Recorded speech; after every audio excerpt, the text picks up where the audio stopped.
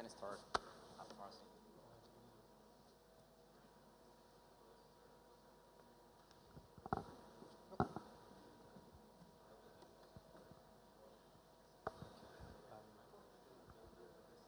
Hello? Can you hear me?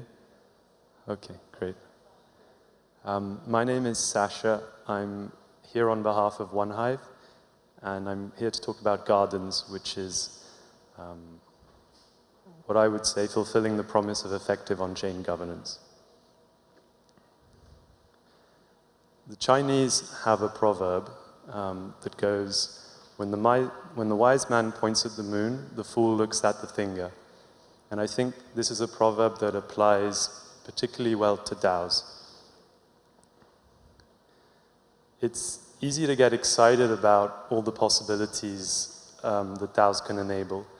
So, you know, investing with friends, creating your own sovereign digital nation, finding ways to raise funding that doesn't depend on VCs.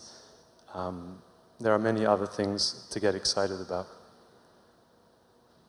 However, I think that in getting so excited about all these use cases, we run the risk of missing the bigger picture. The bigger picture is that we finally have the technological foundation to keep power from centralizing, and in doing so, have really bottom-up organization that is able to make better decisions and share value more fairly. To elaborate a little here, there's, well, perhaps my favorite complexity scientist, a man called Nearby Yam. He, in 2002, wrote a paper called Complexity Rising, in which he looks at the collective complexity of civilization from the hunter-gatherer period until now, and extending forward, actually. One of the things that he brings attention to is that as early as 2002, the complexity of our civilization sort of has exceeded the demands or the ability of any one individual to comprehend it. How that affects human organization is particularly interesting, and it's what I want to touch on here. So, if you go back to early civilizations, and you go back, for example, to the Romans, you know, I guess we're in Paris, so I'll make an Asterix and Obelix comparison, right? If Obelix were to hit a Roman soldier on the head, which he does quite often, what usually happens is the messenger goes and runs to Caesar and say, you know, hey, the Obelix, the Gaulois are messing around with our Roman soldiers, we need backups, we need reinforcements. Caesar would normally freak out a little bit and summon a general who would then assemble his platoon and go and march on Gaul. The point here is that when the behavior of individual humans is simple enough, you can have these hierarchical systems that channel complexity through one individual who can then control or order many individuals. As civilization gets more complex, this becomes harder to do. So if we fast forward to the Industrial Revolution, already we have a large increase in the complexity of civilization, and this comes from machines, the fact that we are humans using machines, and the fact that we're not only limited to the complexity that can be produced by human labor, but also there's this added complexity that is introduced by turning energy into things. So if you look at, take for example, a cotton factory, you had, you know, there were two very different sub-factories within that, one which produced the thread itself, the yarn, and another which would take that yarn and turn it into cloth. And these two separate stages used very different machinery, required very different specialization, and you needed a manager or a control, someone in control, a separate individual for both cases. The complexity was too high for just to report to one individual on both these both these things. So already you have this element that human tasks are becoming more specialized, more complex, and then the ability of one human to control many humans is diminished. So you have what he would call a larger branching ratio, smaller branching ratio. Moving forward to today, he would say we are now what's called a hybrid society, where we have, if you go into an organization today, it's very rare that you won't find a CEO. Maybe in crypto, that's where we have the exceptions, but in a typical organization, it's very rare that you don't find a CEO and you don't have some form of hierarchy, but it's equally rare that you don't have lateral communications between teams, because this is sort of, evolutionarily, what has allowed organizations to survive is, you can't reroute everything through a top manager. You need to be more agile. You need to have a way of dealing with the complexity that is stronger than any one individual. This is, I'll quickly go through this one. This is essentially an extension of the slide before, so it actually is the second half of that diagram. And it just shows the topological structure of what I'm talking about. Maybe one thing to point out is the hierarchy levels going down as the lateral connections go up, and there's a sense in which, where that bottom arrow is pointing is where we are now, and that's sort of how the future is going to look like.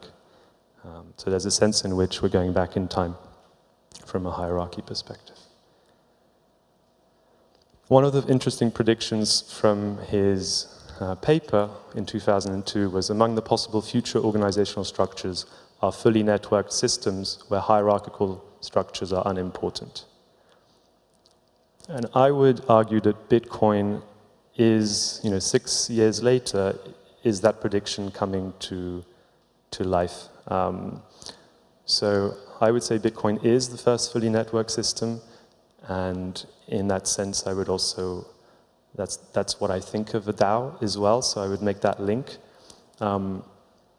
Intuitively, we might not think about it as a DAO, but it is a community coming together over a shared vision, a set of values, creating a token, and that token being distributed to reward people who are furthering that mission. The simplicity here is that that issuance policy is already set, cannot be changed, and it only goes to one group of individuals, right? It only goes to the miners.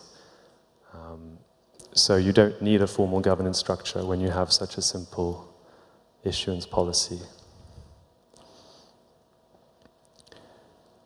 So to come full circle to the beginning here, I think the real hope is that a fully networked civilization prevents power from being abused. And Bitcoin is the first example of that, but it's certainly not the last.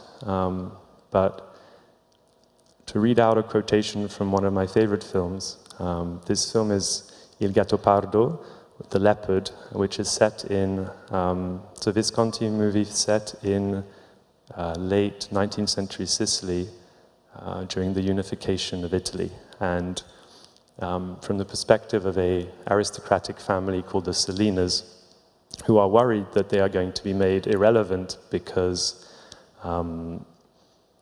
the middle classes are trying to overthrow them. But I'll read out the quotation. You know what is happening in our country? Nothing, simply an imperceptible replacement of one class for another. The middle class doesn't want to destroy us, it simply wants to take our place, and very gently. When he realizes this, this is Don Fabricio, he sort of calms down and realizes that he knows how to play the political wave that's coming, and he knows that actually he will be okay if he plays his cards right. The point is, I think that the point I'm trying to make here is that if you look at any revolution that has happened within our history, civilization's history, after enough time we usually end up replacing or re-implementing a lot of the structures that we were so allergic to at the beginning, the structures that caused this revolution to happen. And this happens because we have systems that allow power to concentrate, And over time, those systems are attractive to people who want to exploit that power, and over generations, they end up being exploited. So, where are we now in the DAO world? Essentially, most DAOs follow a sort of plutocracy, one token, one vote system with multi-sigs at the center. This, in my opinion, is causing us to re-implement the existing system, or rather not deviate that far from it. In some senses it's better, in some senses it's worse. But it's true that what we are doing is creating very fragile DAOs that allow power to concentrate. So plutocracy is self-explanatory. Power obviously concentrates if a whale can hold a lot of tokens and influence the vote in the direction of how that DAO behaves. Multi-sigs, obviously if you have a small group of people who are responsible for signing off on those proposals and whether they are accepted or not, obviously that power can be abused. It can be manipulated by a government. It can be, over time, you have to think about, okay, maybe the founders are trustworthy, but then where does that power get distributed to over time, and what is the potential for abuse there? I'm not going to go into the details here, but I think we've all seen what happened with Uniswap governance recently. They awarded 20 million to a VC, it's called DeFi Education Fund. It had a lot of, it wasn't a transparent process. There are a lot of links between large holders and members of that entity that didn't really have, wasn't really well known within the community. I'm just going to take a sip of water here.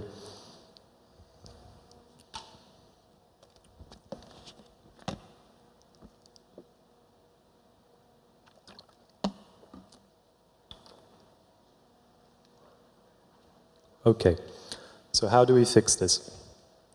I think in a sentence we need to move along the axis of technical decentralization much closer to Bitcoin and Ethereum, right? We need our DAOs to resemble these fully networked systems much more closely. The problem here is that, as we touched on at the beginning, in Bitcoin's case, it's very easy to, it's not very easy, but you don't need a formal governance structure to have the DAO work in a fully networked way, because the issuance policy is so simple, right? We have much more complex DAOs over in Ethereum land, and we need to decide on how we allocate funds to specific to visions and missions that are much more general than just rewarding people for security. So we need a way of voting on things, of deciding on things that's more formal, that's more structured. This is where I introduce Hive. Hive is a little-known DAO that I discovered this year that you could say it's sort of a spin-off of Aragon. A lot of the founders have ties with Aragon. And for me, they are paving the way in terms of showing what is possible with decentralized software. What is possible? How do we, how do we create these DAOs that are fully networked systems, in a sense? And in particular, I think that the heart or the secret are these three pieces of decentralized software, perhaps three of the most important pieces of decentralized software ever written. The first is a community covenant, which is essentially an Aragon agreement that is used to encode values. More on that later. The second is Celeste, which is a decentralized court that is integrated with Bright ID. It's actually a fork of Aragon Court. Luke, who's a Hive founder, he was instrumental in pushing Aragon Court forward while at Aragon. And the third is conviction voting to allocate funds. Conviction voting comes out of tremendous tremendously valuable research from both the common stack and block science.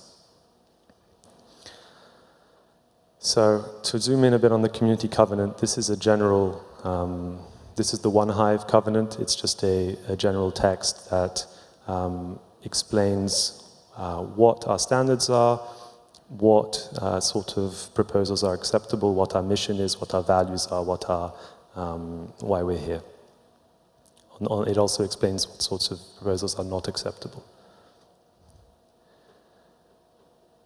So the second pillar, Celeste, is the decentralized court, and that's essentially used to uphold the values as articulated in the covenant. So if a proposal is made that violates the values in the covenant, which you can think of as a decentralized social contract of sorts, then any community member is able to challenge that proposal and, in doing so, take it to a group of decentralized jurors who are drafted to decide on whether that proposal is in line with the values as expressed in that covenant. Taken together, these two pieces allow us to get away from having multi-sigs at the center of a DAO.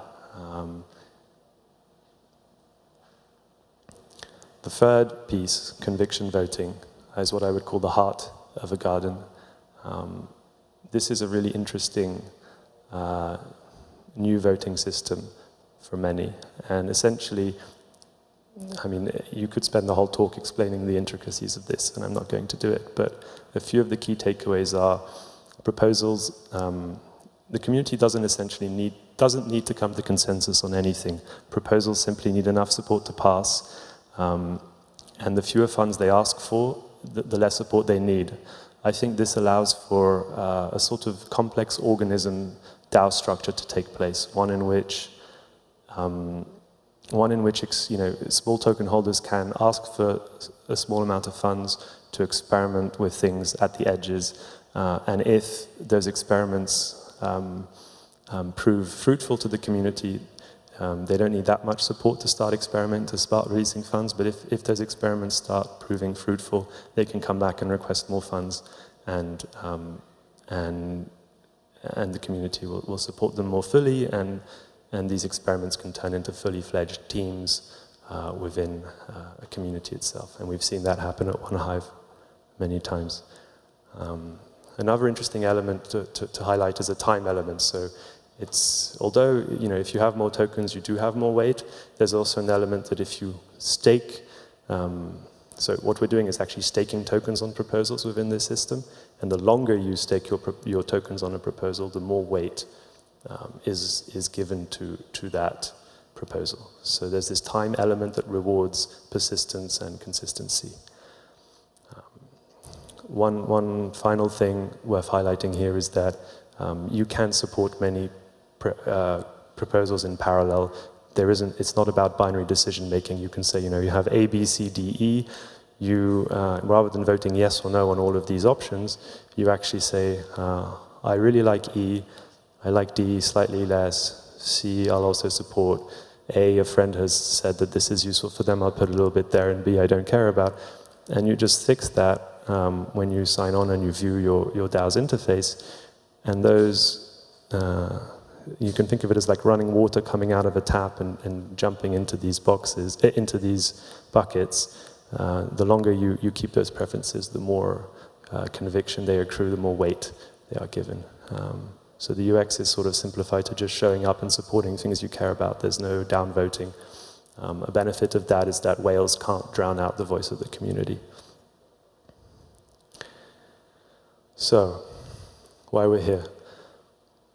Essentially, this is all well and good if it stays within One Hive, but the idea is to create a fully networked civilization, right? One in which anyone can start a DAO, create a community, and use this way of doing things to structure themselves. So this is where Gardens comes in. Gardens is an initiative by One Hive to essentially take this framework out of how One Hive does, out of the One Hive system, and allow anyone else to use it in a plug-and-play way. Those who might be interested are traditional online communities that have yet to tokenize. or projects with an existing token that want to improve the interface between, let's say, their core contributors and their community. So I'd love it if either you already know this is for you and you haven't started a DAO yet and you want to go all in with this way of doing things, and that's great. But also, I think there are many DAOs that are existing quite well with a governance framework that they like. Colony is one that I deeply admire as well. And perhaps with those sorts of DAOs, one thing I'd love to see is take a small part of your treasury, put it in such a Gardens DAO, and really let the community feel empowered and have a voice and see what happens. So I wouldn't say it's all or nothing here. Who's already on board? Here are a few of the groups that are already on board. Hey, Griff. And in closing, this is probably the hill I'm prepared to die on. This is why I'm here. I think that DAOs plus better voting systems plus peacefully enforceable social contracts equals hope for a better world. Yeah, thank you for listening.